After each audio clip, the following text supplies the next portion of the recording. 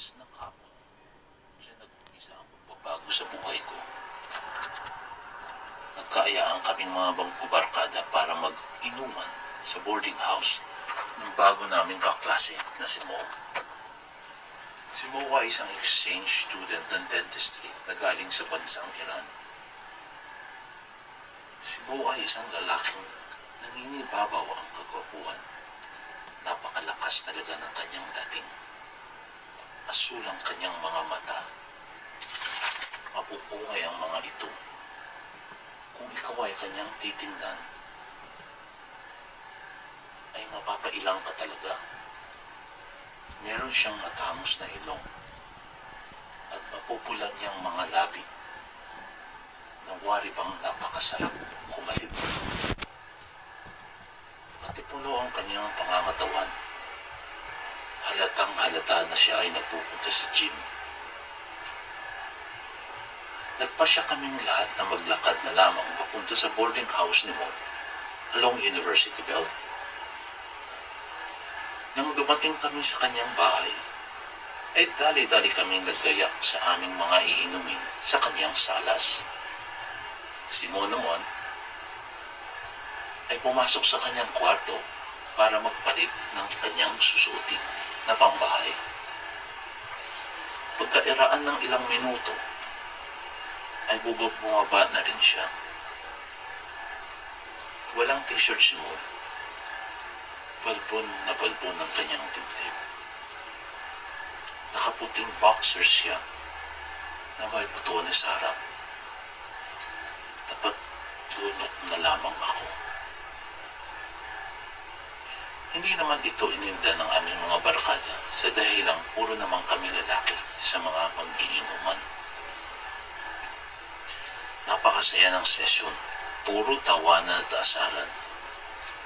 At pinag-uusapan din ang mga babaeng dumaan sa aming mga palad.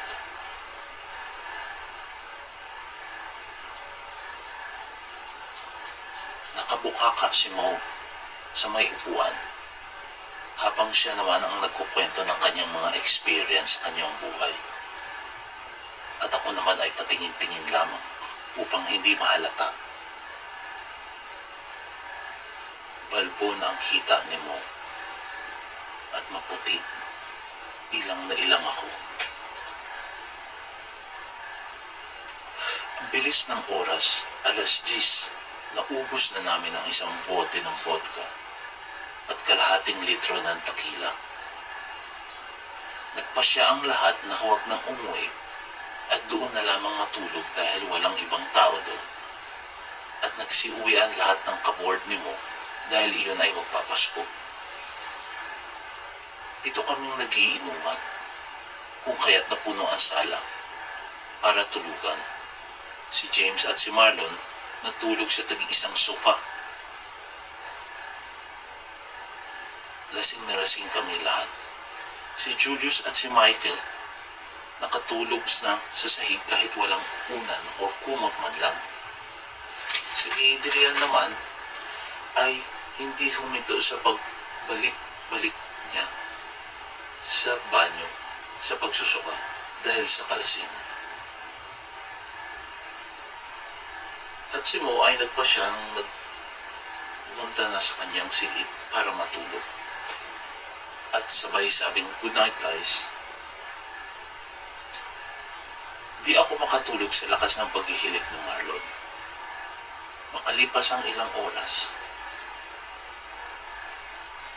pumunta si Mo sa banyo para gumamit ng CR. Gising pa ako noon at nakita ako ni Mo. Tinanong niya ako kung bakit di pa ako natutulog. At sinabi ko sa kanya ay hindi ako makatulog dahil sa paghihilig ni Marlon. Napingiti na lang siya at sabay sabing sa kwarto na nilang niya ako matulog. May extra sofa bed daw siya doon. Dali-dali akong tumayo at kinuha ko ang gym bag na inuunanan ni Marlon.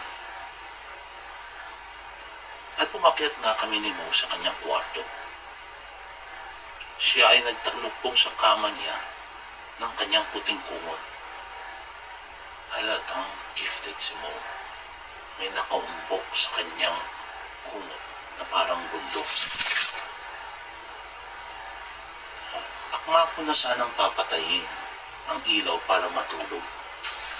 Nang maalala ko na hindi ko pa pala siya nababayaran sa aking share sa aming inuman. Kaya umupo ako sa silya at kinuha ko ang aking gym bag at nilagay ito sa aking pagitan ng aking mga hita upang hanapin ang wallet ko. Nagtaka si Mo kung bakit hindi pa ako nakahiga sa folding bed. At sabay sabi naman akong kailangan ko siyang bayaran dahil nakalimutan kong ibigay ang aking share kanina.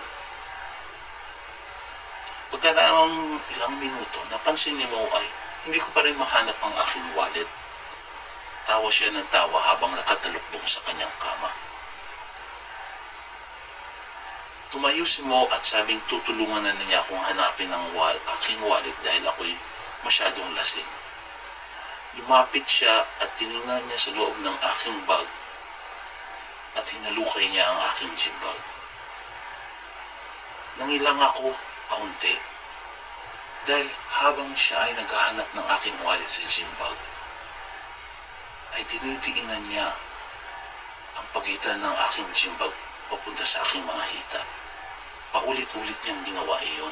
Paulit-ulit. Paulit-ulit. Ngunit ayaw kong itong bigyan ng pansin dahil hindi siya ang tipong lalaki na papatol sa katulad ko. Natapos niyang mahanap ang aking wallet ay binayaran ko siya at nagpunta na kami sa kanya-kanya naming kama upang matulog at pinatay namin ang ilaw. Akala ko ay tapos na ang gabing iyon at matutulog na kami dahil may pasok pa kami kinabukasan. Napansin ko, tumayo si Mo at sumupog sa aking kumot. Dumantay siya sa aking mga hita. Gulat na gulat ako. Bigla niya akong pinaghahalikan sa aking labi, sa leeg, at sabay sabing, I want you now. Wala na akong nasabi. Hinayaan ko na lamang siya sa gusto niyang gawin. Ipinapa niya ang akin. At pumasok siya. Ang isa niyang kamay ay aking nasa bibig. Ang isa namang kamay niya ay hawak-hawak ng akin. Paulit-ulit siyang pumasok. Ramdam na ramdam ko si Mo. Lalaking-lalaki siya. Ang umol at pawis ay pumapatak sa aking leeg. Amoy na amoy ko si Mo. Ang baho-bango niya. Pawis na pawis kaming pareho dahil wala kaming electric fan sa kwartong iyon. Paulit-ulit ang umol ni Mo at ang mga patak ng pawis sa aming katawan. Habang kami ay nasa langit, ako ay nagulat. May pumasok sa kwarto. May humawak sa aking kamay. Si Marlon. Ipinasusubo niya sa akin ang kanyang. Pumayag na lamang ako. Pinagpasapasahan ako ni Mo at Marlon. Pakiramdam ko ako ay isang dalaga. Lalaking-lalaki rin si Marlon. Pilipinong-Pilipino. Galit na galit. At nang malapit na sila, itunutok nila sa aking mukha, sabay pahid sa aming mga katawan. December 21, 2023.